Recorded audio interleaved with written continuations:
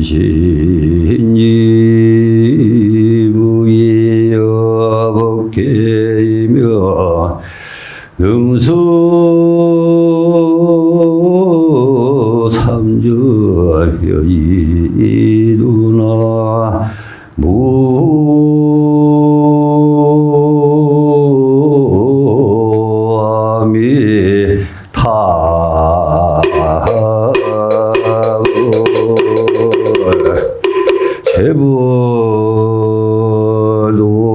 제부동법시 무예무차버리며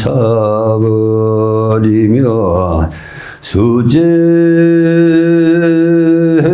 중생의 영경을 생연이나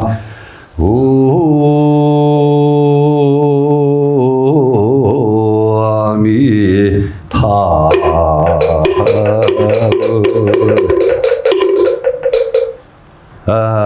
너열의 신신지 보이 법계이며 능수 삼세전 여의 임명도라 제불도 병시여 무의 무차별 수제 중시 영경불생이라 하는 겁니다. 이거는 열애의 매우 깊은 지혜로서 모든 법계에 두루 들어가셔 등이 삼세를 따라 건천하면서 세간의 밝은 길잡이로다라고 했습니다. 예? 그래서 오늘이 이제 부처님 탄생일인데 이런 부처님의 법신 갖고 의지도 없고 차별도 없고 모든 중생의 뜻을 따라서 부처님 빛과 형상을 보게 되는 대미로다라고 했습니다. 오늘은 자비인데 자비 사상을 읽게 해주고 또 나를 읽게 해주는 데서 오늘 큰 있습니다. 근데 우리는 늘 하루라도 편할 날이 없어요. 늘 이것으로 저것으로 근심으로서 마음으로 인하고 또 육신이 인하고 그러니까 진수성찬을 차려놓고도요 신경성이 만약에 발생이 되면은 아무리 좋은 음식을 갖다 놔도 밥이 어떻게 해요? 모래알 같아요. 근데 반찬이 없어도 마음이 편하면 그 밥맛은 참으로 꿀맛이요. 그렇잖아요. 그래서 나도 어제 이제 그 식당에서 공양을 먹는데 이제 쌈을 이제 사는데 쌈도 좀 특별한 쌈이 있어요. 그래서 이제 그게 건강에 좋다려니까 상추는 손에 안 가고 그것만 이제 하려고 그거 혼자 다 먹었어요. 다 먹고 나서 가만 생각하니까 내가 옆에 스님들인데 내가 욕심을 너무 부렸나 라는데 그래서 진짜 잠이 안 와가지고 애 먹었습니다. 아주. 그 진짜 너무 먹으면 안 되겠더라고. 자, 그리고 천상천하 유화독장이라고 하고 또 상계계곤이 아당지로다라고 했습니다. 이 내용은 이제 대장경에 보면은 부처님이 이제 그 수화 탄생일을 기록한 데 보면은 우리가 여러 가지 부처님의 그 경전에 보면은 많이 기록이 되어 있습니다. 그래서 수행 본경에 기경에도 되어 있고 보살신 강신품에도 되어 있고 불본제 행진경 제8강 수회의 탄생부에 들어가면은 자세히 기록이 되어 있죠. 여기서 부처님이 저 탄생을 하시는데 언제 탄생을 하시죠? 몇 시에? 몇 시에? 나 삐긴 몰라. 딴 사람들은. 근데, 맞습니다. 근데, 이 참 부처님의, 애기 부처님이죠. 그 당시인데. 근데 이분이 태어나면서 동쪽으로 7발자국, 서쪽으로 7발자국, 남쪽으로 7발자국, 또 북쪽으로 7발자국을 걸으면서 천상천하의 이제 유독을 했는데 실제 이해 안 가는 일이 좀 많습니다. 금방 아기가 어떻게 아직 눈도 못 뜨고 기도 안 열리는데 놓자마자 동으로 서로 한다 그러면 잘 이해가 안 가죠. 안 가죠? 예. 안 가요? 나밖에 안 가지. 근데 여기서 보면은 제가 그 얘기를 해드리겠습니다.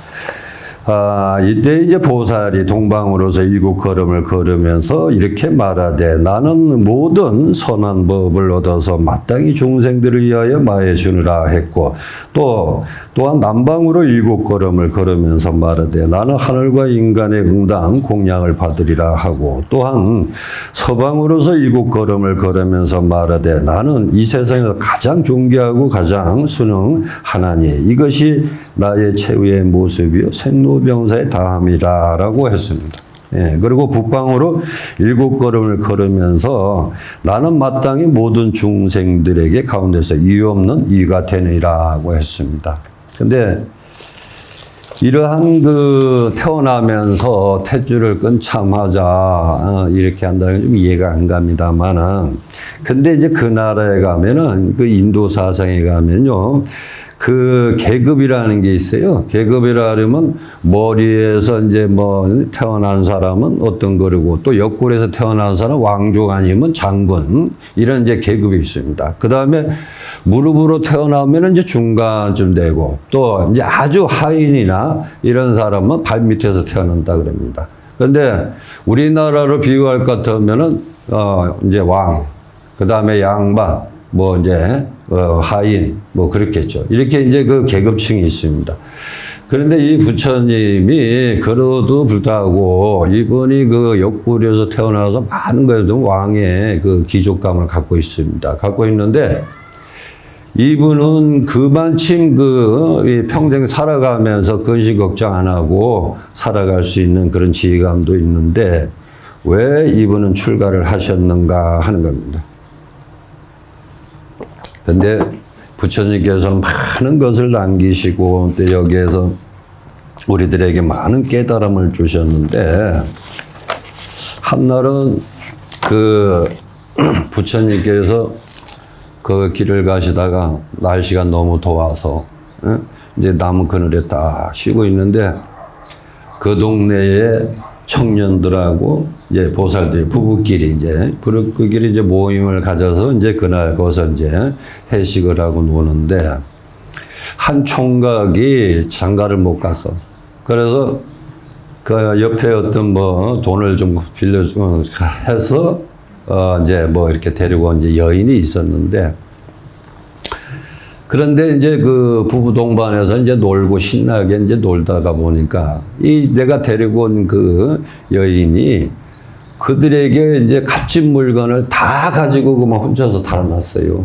달아나니까 한참 놀다 보니까 물건들이 기중한 게 다 없어졌거든. 그게 가만히 보니까 이제 뭐라 그래요. 그렇게 이제 이분들이 이제 그 여인을 찾으려고 온 사방 돌아다니다가 다 보니까 붙다 이분이 거기 딱 앉아 계시거든. 그래서 이제 그분들이 부처님에게 묻기를 여기 혹시 여인 하나 못 봤습니까? 그러니까 이분이 어떤 일로서 그걸 묻느냐라고 하니까 그래서 이제 사실 이제 그 지정을 얘기를 다 했습니다. 사실 이래저래해서 그 도덕을 맞았는데 그 여인을 찾아야 된다라고 하니까 그러니까 부처님이 뭐라 그러겠습니까? 그 여인을 찾는 거하고 그대의 마음을 찾는 거하고 어떤 게 더 중요합니까? 이렇게 물었어요. 예? 근데 그 말 한마디에 그 사람들은 아무리 소중한 것을 있다 하더라도 예? 여인을 찾는 게 중요하냐 자기 마음을 찾는 것이 중요하느냐라고 하니까 답변을 아무도 못하는 거예요. 예? 여기서 비유하면 많은 게 있습니다. 그리고 홀연히 어떤 사람들이 이거는 이렇게 하면 안 되는구나. 어떤 사람은 자기의 늘 여의주를 갖고 있으면서도 그 여의주의 한 귀함을 모릅니다. 그런데 늘 공건하게 살다가 어떤 지혜 있는 사람이 그 귀한 여의주를 일러줬을 때 그때서야 그 값진 구슬이라는 걸 알게 됩니다. 그러면 그걸 팔아서 큰 부자가 됐지만은 그 부자가 된 것은 밖에서 얻어진 것이 아니라는 걸 깨달아야 되는 거예요. 그러니까 원래 구슬이라는 것은 나에 있었고 미처 그 알지 못했기 때문에 공건하게 살았어요. 그런데 어느 한 홀연히 중생들이 그 지혜 있는 사람이 알려줘서 큰 부자가 됐지만은 부자가 된 원인은 원래 그분으로서 밖에서 있는 것이 아니다라는 것을 깨달아야 합니다. 그래서 지금 보살님들이 처사님들도 그렇지만 정말 나라는 근본을 정말 내가 누구인가, 내가 어느 사람인가, 내가 이걸 좀 알아야 됩니다. 탄생일을 기준해서 다시 만약에 태반으로 돌아간다면은 자, 보살님들이 어디서부터 내가 존재라는 것이 생겨났을까 하는 겁니다. 예? 만약에 보살님들이 조상으로 비롯해서 자그마한 이슬로부터 시작하면은 어떻게 했습니까? 요만한 어떤 존재에 되겠죠. 근데 이것이 태반으로서 시작해서 84,000 톨목이 생기고 36,000 뻐마디가 생기고 자, 보고 듣고 인식하는 6가지 경계가 생겨. 이 과정이 어머님이 몸에 품고 있을 때 오곡을 삼가하지 않으면 어떻습니까? 그 중에 6가지가 한 가지라도 잘못되는 순간은 장애라는 걸 가지고 태어나면 평생을 눈물로 보내고 원망으로 보내는 사람들이 참 많습니다. 이거는 이제 보살님들이 장애자들한테 가보면은 알 수 있는 거예요. 그리고 어때요? 10달 동안을 품고 있다가 서대 서말 피를 쏟고 16을 젖을 미기면서 보살님들을 키워왔어. 예? 처사님들도. 그런데 탯줄을 딱 자르면서 사상의 4가지가 분명한 것도 있어야 되는데 사람이 쉬운 것을 인정하고 어렵고 힘든 것을 인정을 안 해요. 이게 문제성이 되는데 태를 자르면은 분명히 하나가 둘이 하나가 둘이 되고 둘이 하나가 되는 현상인데 태를 딱 자르는 순간 어떻습니까? 추위와 더위와 배고파 질병은 이거 죽을 때까지 그 면하는 사람 없습니다. 너무 추워도 못 살고 너무 더워도 못 살고 너무 배고파도 못 살고 몸이 아파서도 못 살아. 예? 그런데도 이것이 조금만 저기 하면 부모 탓이야. 예. 그래서 뭐 오죽하면 우리 조상님들이지만은 잘 되면 지 탓이고 못 되면은 어디 부모 탓이라 그지. 예. 근데 보살님들도 오늘 이제 이 자리에 여기 오늘 법회했지만은 원래 이 코로나가 아니면은 많은 분들이 여기 이제 동참을 해서 하는데 원체 텔레비고 뭐 이게 떠들어제키니까 참 진짜 경계를 많이 해요. 그렇지만 부처님은 이 코로나를 능히 소제를 해드리는데 그런 걱정하지 마시고 기도를 열심히 해야 됩니다. 그리고 중요한 거는 내가 어떻게 태어났으면서 어떻게 여기까지 왔나. 그래서 육도윤회 작용을 일한 것입니다. 내가 지금까지 살아오면서 즐거움으로 살았나, 괴로움으로 살았나, 슬픔으로 살았나, 또 내가 장애로 살았나, 여러 가지를 검토를 해봐야 됩니다. 그래야지 나라는 존재를 알게 되는데 나의 존재는 지금의 내가 자식을 피부치를 놓고 지금 자식을 키워서 부처님 앞에 그저 이놈 공부 잘하고 저놈 뭐 하고 경찰 되고 뭐 온갖 기도를 한다. 본인 기도는 못해요. 본인 기도를 못하는데 어느 새에 기댈 기댈 곳이 생기면 어떻습니까? 저놈이 참 내가 그래도 저걸 낳고 참 뭐 애기 중기 키웠는데 이놈의 이제 지금은 나를 어디에요? 뭐 저 양문에 뭐 갖다 놓는다는 천대꾸리 한다는 또 뭘 안 줘준다 이랬습니다. 근데 사실 그게 원망할 일은 아닙니다. 처음서부터 알고 있는 가정들을 잘 지켜본다면은 의지할 것이 너무 험하다는 거야. 한번 보살님들 봐. 지금까지 여기까지 왔지만 나이가 한번 50, 60이 되는데 언제 어떻게 60을 먹었으며 언제 어떻게 70이 되느냐 이게.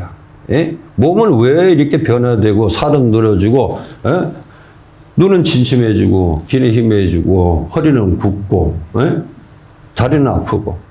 그런데 자세히 오늘 제가 보면은 나를 위해서 해줄 수 있는 사람 아무도 없다는 거예요. 아픔도 즐거움도 배고픔도 질병도 모든 것이 죽음까지도 내 대신 죽어줄 사람, 내 대신 살아줄 사람, 내 대신 할 사람 아무도 없다는 거예요. 그러니까 의지하는 건 무화경에 이르기 때문에 정말 허무한 겁니다. 허무하다 보니까 괜히 내가 괴로워하고 슬퍼하고 어떤 작은 일에 집착을 하다 보고 내만 아프니까 남은 손해라. 근데 아프다가도 진통제 하나 딱 먹으면 아픔이 딱 멈춰. 멈추는 법을 방편을 알면 방편을 써야지 원망을 쓰면 안 되잖아요. 그리고 이 몸이 만약에 자연과 일체가 된다면은 이 몸이 돌아가는 것도 분명히 알아요. 그리고 주변에서부터 그분들이 삶에서 사라질 그런 단계를 볼 때 그 윤회작용을 보면서도 남의 일, 즉 소가 채찍질을 당하면서도 그저 소 보듯이 뻔히 보고 있어요. 그게 오히려 내 앞에 지나가는 노보사님이 만약에 허리를 굽었다면은 가서 내가 등을 빌려준다든지 업어주는 현상은 없고 그 모습을 안타깝게 해요. 근데 그 모습이 내 미래의 모습이야. 예? 나도 얼마 안 가면은 저런 현상이 아프고 생로병 사이에 그런 작용이 있습니다. 근데 그거는 보살님들이 누구를 자식이나 옆에 누구를 원망하고 한이 쌓이고 하지만은 그거는 그래서는 안 됩니다. 그래서 49제를 제가 봉행을 하게 되면은 제일 한이 되는 게 그렇습니다. 스님, 저는요, 진짜 내가 살아가면서 남한테 조금이라도 해코지 안 했고, 진짜 열심히 살았습니다. 그런데 왜 이런 일이 옵니까?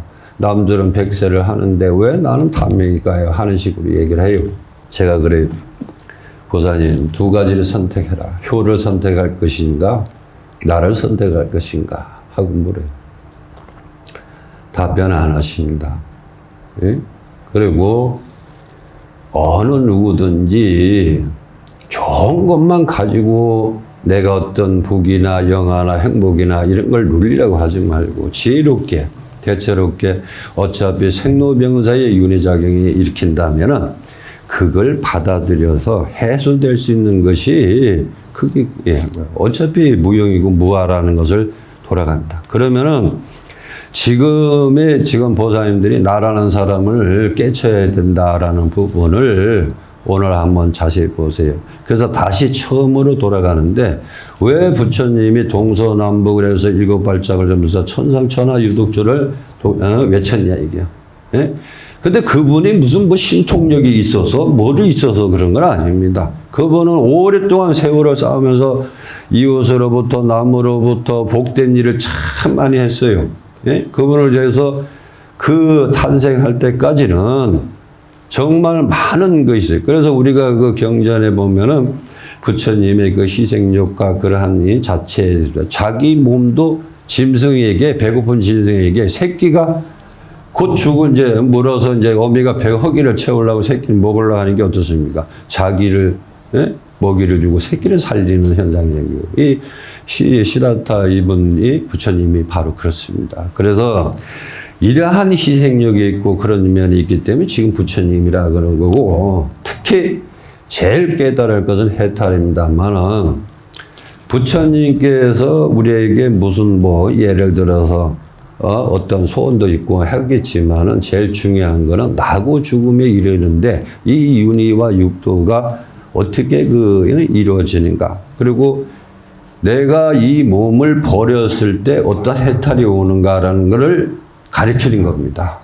그런데 한 번도 보살님들 여기 오시면은요, 부처님 앞에 어떻습니까? 기도하면서 아이고 우리 큰아들 잘 되게 해주고 작은 애들 잘 돼주고 그래서 뭐 해주고 이러는데 본인 기도는 안 해요. 본인 기도는 저 밖에 나가서 약간 내 몸만 안 아프게 좀 해달라고.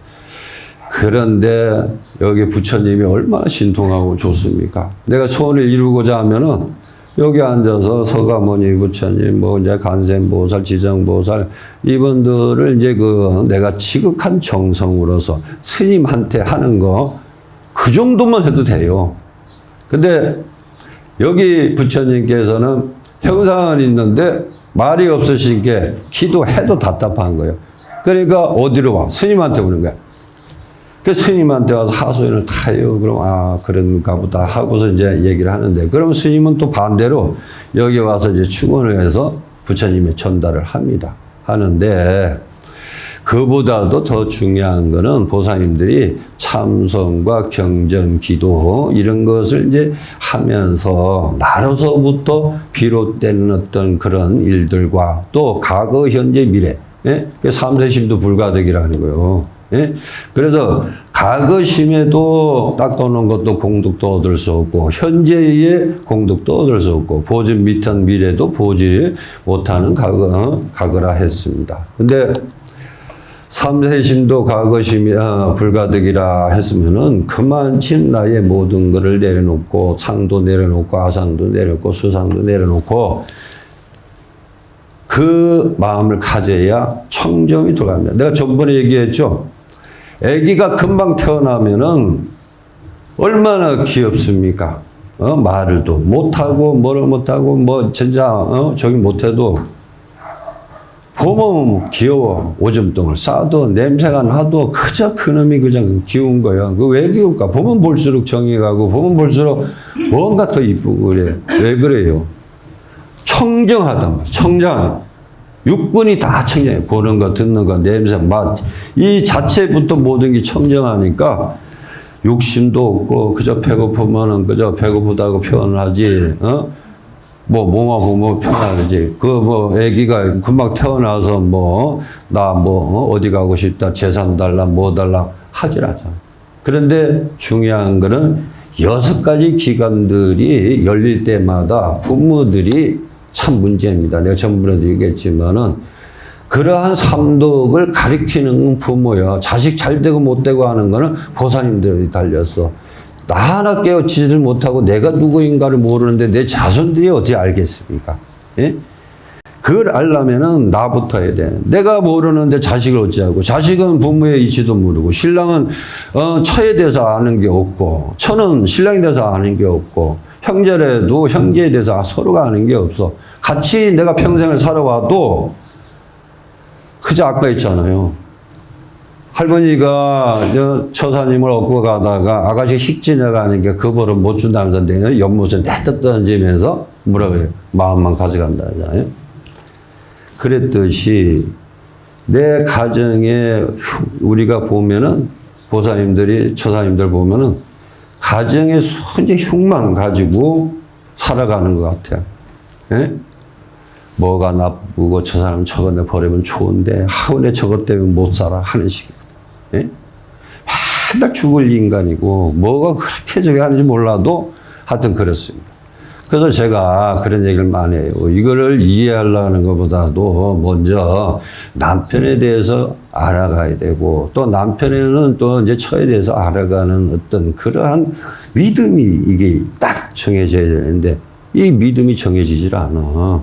응? 시간대 또 초에 따라서 달라집니다. 그러니까 왜 나를 깨쳐라 하는 거냐면 내가 정말 누구라는 걸 알게 되면은 참 보살님들 처사님들 청정한 면을 가지니 그 복은 만복이요. 또 내가 6가지 기간 하나하나 열릴 때마다 11,000 공덕을 얻는다 했어. 근데 그거 하나 못 열어요.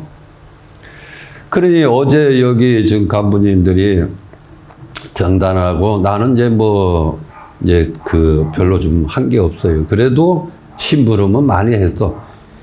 등 달고 아침에 새벽에 와서 등 달고 저녁에 또 탑돌이하고 기도하고 또 잠도 못 자고 또 본인 데 가서 또 새벽에 와서 또 하고 그러는데 이렇게 하고 자는 게 뭘까요? 누가 시기면은 진짜 맞아 죽어.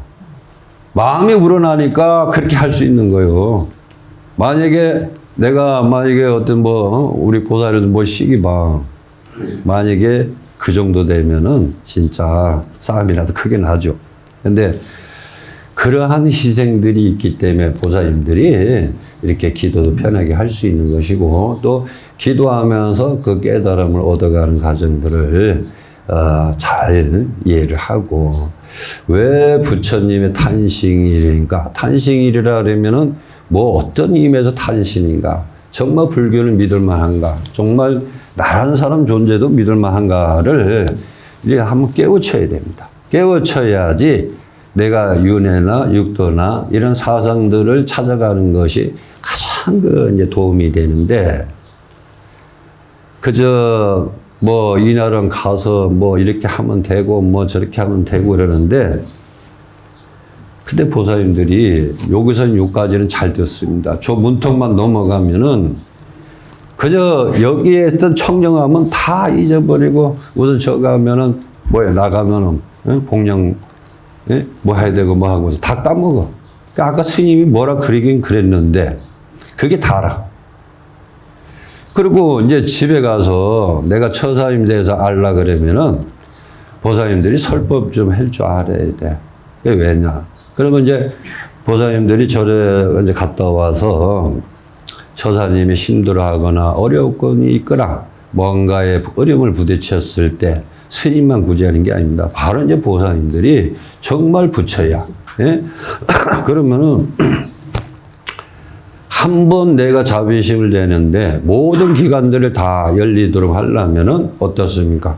만약 술을 좋아하신다면은 술을 한 병 놓고, 예? 그 다음에 부침개 하나 굽고 앉으면서, 자, 내가 참 이렇게 절에 가서 스님이 이런 얘기를 하는데 이런 방법도 있더라. 이런 지혜도 있고 이런 것이 있다라고 이걸 해줘야 됩니다. 그런데 그게 어디 그래? 어디 갔다 와서 절에 갔다 와서 이게 다야. 어? 그리고 서로들 그런 그 가정 때문에 서로 벽만 쌓여요. 예? 막힘으로서 문틈으로 들어가야 되는데 이것이 어떻겠습니까? 계속 그 막힘으로서 임하려고 하는 그런 이제 태도가 있는데, 자, 이런 것은 이제 우리에게도 가장 이제 힘든 과정이 됩니다. 그리고 앞으로는 보살님들이 내가 절에 와서 정말 나 하나, 이 몸뚱아리가 하나가 어떤 존재가 되고 어떤 지혜를 가지고 있으며 어떻게 이것을 하는 것인지 한번 살피시고, 여기서 한번 이 아차하고 깨치는 순간에 부처가 되는 거예요. 근데 뭐 수십 년, 수백 년, 수백 년까지는 가지 않겠지만은 만약에 한순간에 깨치는 순간에 부처는 된다는 겁니다. 그 청정한 면을 그렇게 갖기가 힘들어. 자비자비하고 맨날 저기 하고 이래도 그 자비하고 실천을 못하는 게 우리 불자예요. 그러니까 기독교에서는 어떻습니까? 성경책을 딱 한 권 주면서 딱 이걸 그 신도들한테 주면은 한 달도 안 돼가지고 달달달달 외워요. 그 목사가 자, 몇 절 하면은 줄줄줄 나오네. 예? 근데 우리는 금강경 제 몇 절이라면 가만히 조용해요. 이게 어떻게 이게 공부 차이가 나는지 몰라. 그것도 교회는 그래도 뭐 해가 좀 꼬라지는 말 이런 말도 막 이제 나오는데도 잘합니다. 그 왜 그럴까요? 그만큼 그들은 불심이 있고 뭔가에 확고한 믿음이 생기기 때문에 그 책 한 권에 전제를 다 하는 거예요. 예?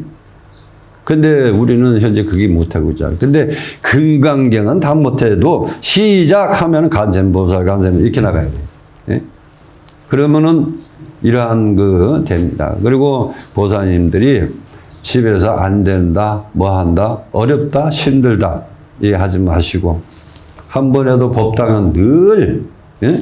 여기 열렸어요. 그래서 안심인명이라 그래서 부처님께서는 늘 길을 열어놓습니다. 늘 가고. 근데 그걸 강명을 못 보니까 참으로 답답한 면이 많습니다. 그래서 저는 정말 언제 어떻게 여기 참여를 하고 또 내가 저기를 하느냐 하는 것이 있는데, 보살님들이 좀 기도를 좀 하세요. 그리고 이 기도를 하면서 내가 뭔가 깨달음과 뭔가 실천의 대상이 된다면 기도는 천천히 갑니다. 그래서 하나 이제 큰 스님께서 산으로 이제 기도하러 올라가야 되는데 어떻게 시내로 이제 기도하러 이제 내려가는 거예요. 그러니까 이 동자가 아이고 큰 스님 어디 가십니까? 그러니까 나는 지금 그 자전거리로 간다. 그러니까 시장 쪽으로 간다는 거죠. 그러면서 하는 말이 보부시도랑이라 했어요. 보부시도랑이 뭐예요? 걸으면서 수행자. 걷는 것도 수행이고 그 자체 꼭 산에 가서 이게 가부좌 틀어서 그 기도가 되는 게 아니고 내가 걸어가면서도 간센보살 하면은 이것 또한 그 걸음으로서 수행이 된다는 겁니다. 예? 그래서 마음 먹게 달렸어. 마음 먹게. 자, 이제 이와 같이 이 연등에는 지혜의 등불입니다. 보살님들이 여기 등을 켜고 참지대. 지금은 그래도 이게, 등을 이제 만드는 거지만, 우리는 그전에는 어떻습니까? 정초에 되면은 1월달부터 크고 이 퍼리를 다 붙입니다. 그죠? 다 붙여가지고 4월 초팔 때까지 창고에 쌓아놔. 그래가지고 이제 쭉 걸어. 보살님들 정초에서 이 손에서 이제 4월 초팔까지 등을 붙이다 보니까 손의 물감이 7월 100중 나가야 없어지는 거예요. 예? 그마침 참 정성이 많이 들어갔습니다. 근데 이 의미는 보살님들이 잘 알아야 돼. 그냥 등불로만 생각하지 마시고 오늘 이 등불을 얻어가는 것이 뭐냐. 지혜의 등불이야. 이 등불을 집에 가져가서 만약에 집에서 밥을 한다면 밥에 익혀 먹을 수 있고 또 내 자손이 어둠이 있으면 어둠을 밝힐 수 있고 내 조상도 어둠도 밝힐 수 있고 어둠으로서 몰아내는 큰 지혜의 등불의 역할을 합니다. 만약에 한 사람이 얻어가면은 조금 되겠지만 두 사람이 얻어가면 더 밝을 것이고 세 사람이 얻어가면은 어떻습니까? 밤을 환하게 밝히겠죠. 예? 그리고 우리 스님들도 마찬가지야. 우리 스님들도 옛날 큰 대사 스님께서도 등불 하나에 깨우침이 있어요. 예? 그러한 이 반야사상에서 모든 것들이 보면은 지혜의 등불이 정말 중요하다는 거 압니다. 그래서 내가 오늘 집에 가실 때는 등불을 가지고 내가 집에 간다. 예. 집에 간다 하면은 어떤 마음으로 가야겠습니까? 일심으로 가야 되죠. 탐욕은 다 내려놓고, 탐욕, 은욕, 색 내려놓고, 부처님의 지혜만 가져가서 내 중생들이 한번 살펴보는 거야. 예? 자, 내 부모님은 내가 몸이 아프신데, 그래도 내가 약이라도 한번 쥐어드릴 수 있었는가? 또 내가 좀 효는 했는지, 안 했는지 한번 보시고, 오늘 다르고 내일 다르고 분명히 시간 따라 다르고 변화 따라 다르는데 왜 본인은 못 느끼냐 이게. 그분은 이미 그런 시간에서 느낌이 생기는데. 그래서 그런 것을 보면서 지혜 등불하고 가서 한번 만나주고 또 얘기 한번 버시대주면 그게 지혜 등불이고 또 자식이 뭔가 부족하다면은 그 부족함을 내가 물질을 못 해줘도 지혜 등불로서 채워주면 되는 거예요. 예? 그런 것을 해야지 가정의 화목한 등불이 이루어진다는 겁니다. 그러니까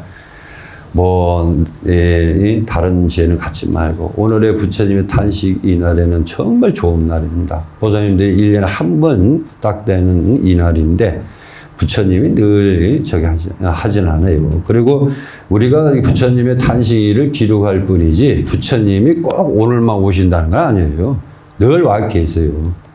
그런데 이제 우리가 생각하기에는 이제 그런 되는데 앞으로도 열심히 하시고 또 전진하시고 또 항상 건강이 우려가 됩니다만 오늘 이 순간부터 내가 가정에 내가 하나의 지혜의 등불이 될 수 있는 그러한 됩니다. 자, 항상 건강하시고 오늘 법회 여기서 마치겠습니다. 성불하십시오. 네.